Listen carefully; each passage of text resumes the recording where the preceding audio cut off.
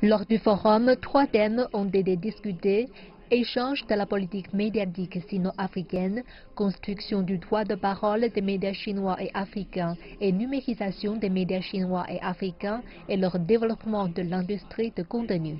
Je pense que c'est peut-être l'occasion de faire, en tout cas d'entendre la voix de l'Afrique, parce qu'au moins c'est une plateforme qui lui est offerte pour pouvoir s'exprimer de manière totalement libre. Et les thèmes qui sont fixés à l'ordre du jour du forum, de ce 4e forum, sont des thèmes que je trouve extrêmement actuels et qui permettront d'aller en profondeur dans certaines des problématiques qui assaillent le développement des médias sur le continent africain. Mes attentes, c'est vraiment que nous puissions, en partant d'ici, avoir la confirmation qu'avec le gouvernement chinois, nous allons vraiment pouvoir faire encore plus pour ce qui est de la numérisation, pour ce qui est des partages de contenu, des programmes, de la formation. Cette année, 12 accords de coopération ont été signés entre les médias chinois et africains. Dans le cadre du forum, la Chine a aidé l'Afrique à construire des infrastructures audiovisuelles digitales et à former du personnel pour les agences locales de médias. Nous pouvons énumérer déjà le satellite algérien, Alcomsat 1, qui a été lancé par la Chine au mois de décembre. C'est un satellite qui permettra de diffuser plus d'une centaine de chaînes dans toute la région du Maghreb en haute définition.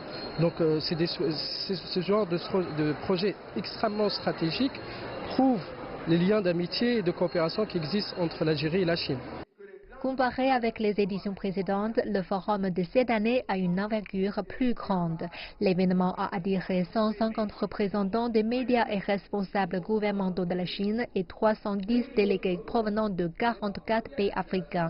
Le Burkina Faso, qui a rétabli ses relations diplomatiques avec la Chine il y a un mois à peine, a rejoint la grande famille du forum pour la première fois. Je pense que je suis particulièrement fier parce que je suis quand même le premier ministre qui vient après le ministre Alpha Barry qui était venu pour établir les relations.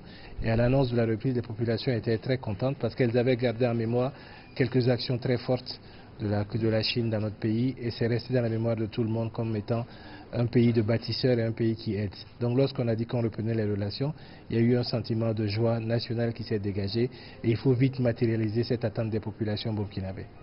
Depuis sa création en 2012, le forum est devenu une plateforme importante pour la promotion du dialogue entre la Chine et les pays africains.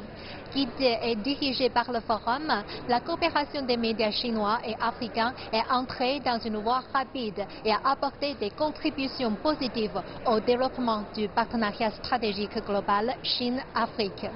Xie Chenchen et Gao Ning, CGTN, Beijing.